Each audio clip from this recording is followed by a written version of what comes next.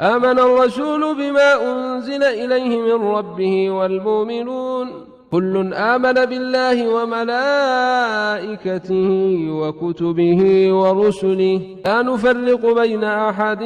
من رسله وقالوا سمعنا وأطعنا غفرانك ربنا وإليك المصير. لا يكلف الله نفسا إلا وسعها لها ما كسبت وعليها ما اكتسبت ربنا لا تؤاخذنا إن نسينا أو أخطأنا ربنا ولا تحمل علينا إصرا كما حملته على الذين من